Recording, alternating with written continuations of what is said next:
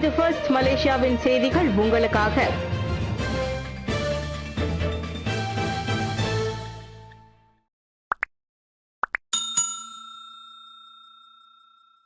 சுகாதார காப்பீட்டுக்கு இபிஎஃப் இரண்டாவது கணக்கை பயன்படுத்த அனுமதிப்பதா பரிந்துரைக்கு செனட்டர் லிங்கேஷ் எதிர்ப்பு.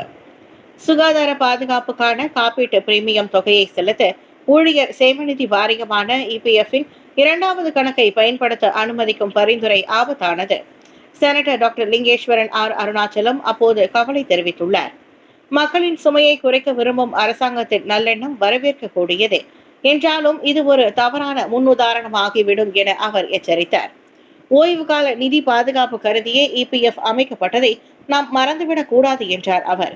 மலேசியா வயதானவர்கள் நாடாக உருமாறி வருகிறது.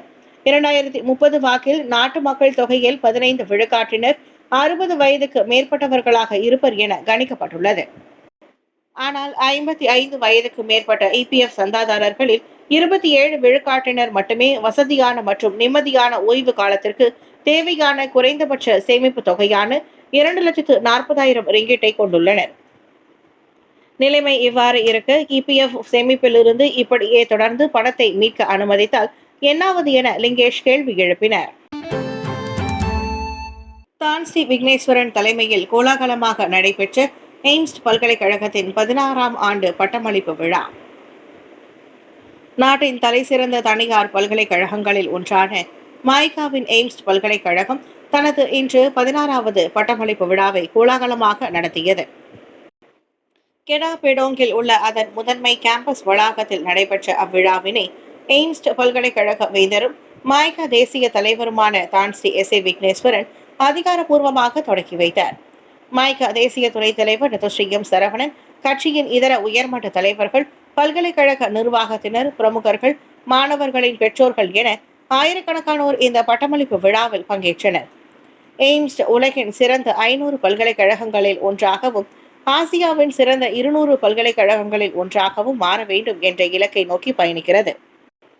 அவ்வகையில் துறைசார் திறன்கள் மற்றும் உலகளாவிய கண்ணோட்டத்துடன் கூடிய எதிர்கால பட்டதாரிகள் தொடர்ந்து உருவாக்குவதாக MIED எனப்படும் மாஜு கல்வி மேம்பாட்டு கழகத்தின் தலைவருமான தான் ஸ்ரீ விக்னேஸ்வரன் தனது உரையில் கூறினார். 2024-2025 கல்வியாண்டில் படிப்பை முடித்து மொத்தம் 829 பட்டதாரிகள் இதில் பட்டம் பெற்றனர். ஈரான் மீது அமெரிக்கா நேர தாக்குதல், 3 அணுசக்தி நிலையங்கள் தகர்ப்பு, அதிரடி காட்டிய ட்ரம்ப். இஸ்ரேல் ஈரான் மோதல் 2வது வாரத்தை எட்டிய நிலையில் ஒரு வழியாக அமெரிக்கா அதில் நேரடியாக தலையிட்டு ஈரானை தாக்கியுள்ளது. ஈரானில் ஃபோர்டோ, நடான்ஸ், எஃபசான் ஆகிய 3 அணுசக்தி நிலையங்கள் மீது அமெரிக்கா வான்படை வெற்றிகரமாக தாக்குதல் நடத்திவிட்டு திரும்பியுள்ளது. குறிப்பாக யுரேனியம் செறிவூட்டலின் முக்கிய நிலையான ஃபோர்டோ அணுசக்தி மையத்தில் முழுமையாக தாக்குதல் நடத்தப்பட்டுள்ளது. பதுங்கு குழியை தகர்க்கும் 13,000 கிலோ எடையுள்ள குண்டுகளை தாங்கிய அமெரிக்க B-2 குண்டுவீச்சு விமானங்கள் அத்தாக்குதலில் பயன்படுத்தப்பட்டன. இந்நிலையில் அத்தாக்குதல் குறித்து இன்று காலை நாட்டு மக்களுக்கு உரையாற்றிய அதிபர் டொனால்ட் ட்ரம்ப் இது ஒரு வெற்றிகரமான தாக்குதல் என வர்ணித்தார். அணுசக்தி ஒப்பந்தத்திற்கு உடன்படுமாறு பலமுறை வற்புறுத்தியும் ஈரான் பிடிவாதம் காட்டியதால் இத்தாக்குதல் நடத்தப்பட்டதாக அவர் சொன்னார்.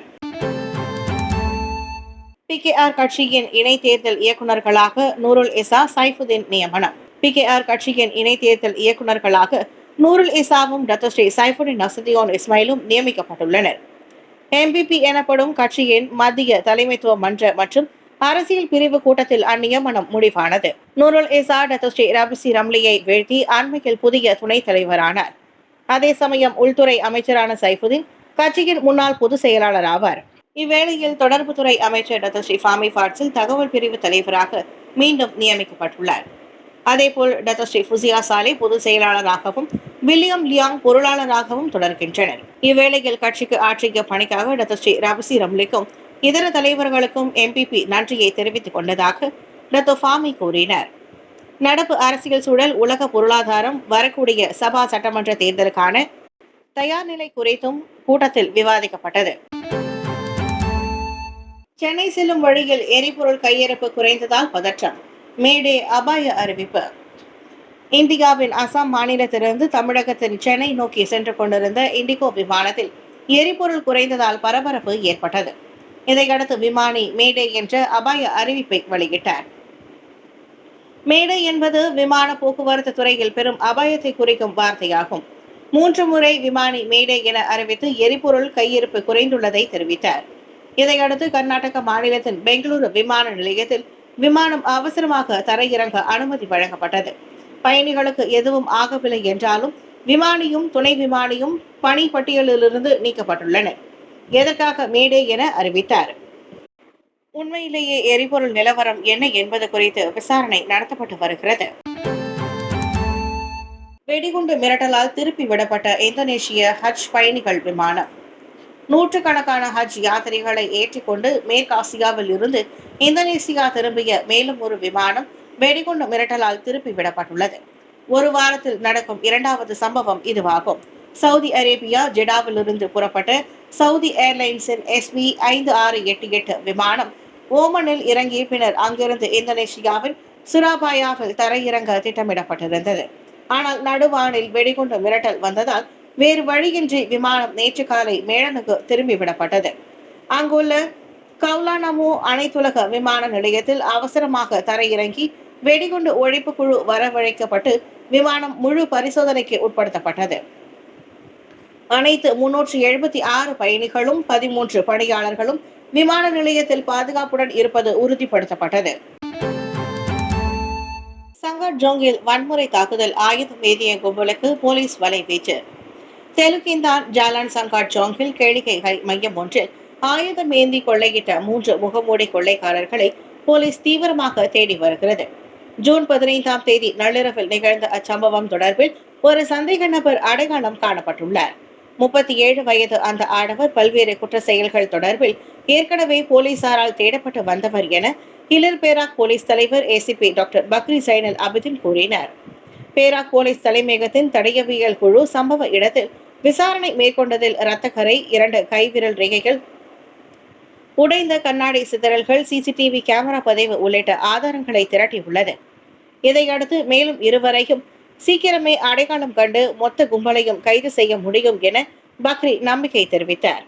சம்பவத்தின் போது பாரங்கத்தியுடன் அக்கேளிக்கை மையத்திற்குள் நுழைந்த 3 கொள்ளையர்களும் அங்கிருந்த பொருட்களை போட்டுடைத்து பணியாளர் ஒருவரது iPhone 14 Pro கைபேசியையும் கல்லாப்பெட்டியில் இருந்த 2000 ரிங்கிட் ரொக்கத்தையும் திருடிச் சென்றனர்.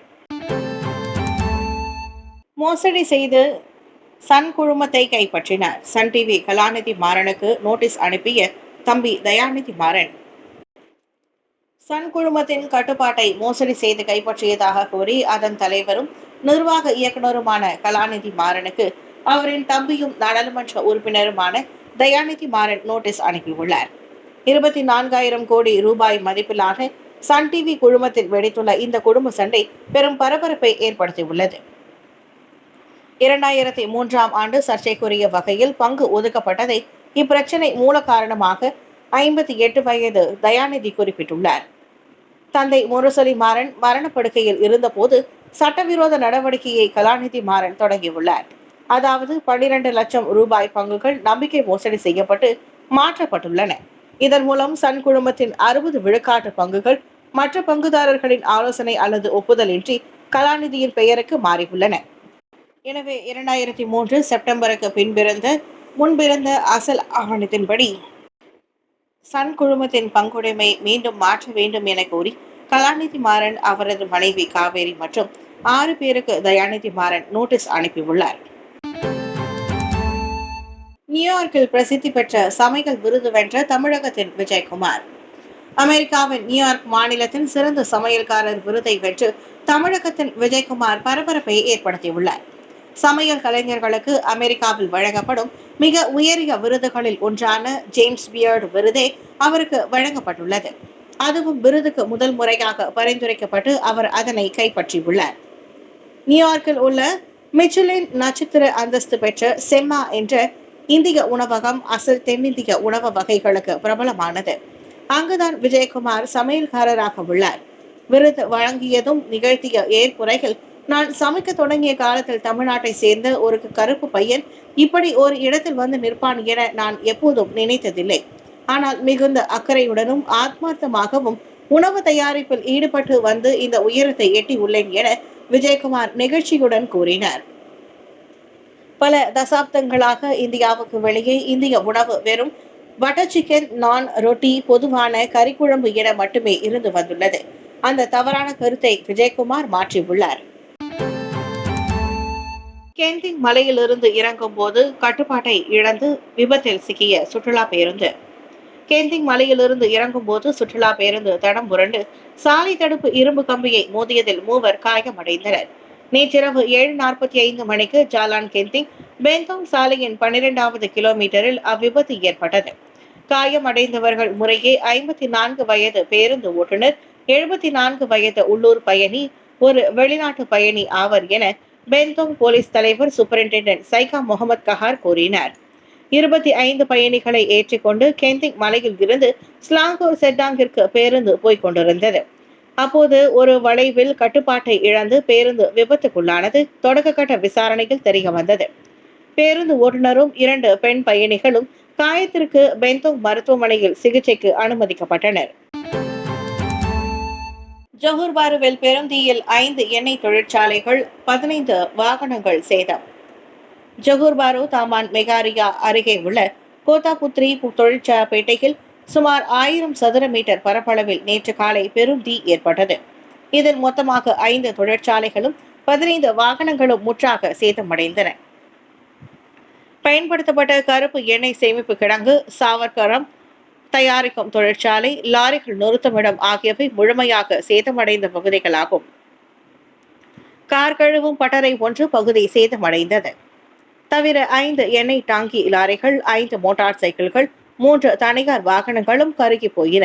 நேற்று நண்பகல் அளவில் ஏற்பட்ட அத்தீயில் நல்ல வேளையாக உயிர் சேதம் எதுவும் ஏற்படவில்லை. 9 தீயணைப்பு வண்டிகளில் வந்த 34 வீரர்கள் தீயை அணைக்க போராடினர்.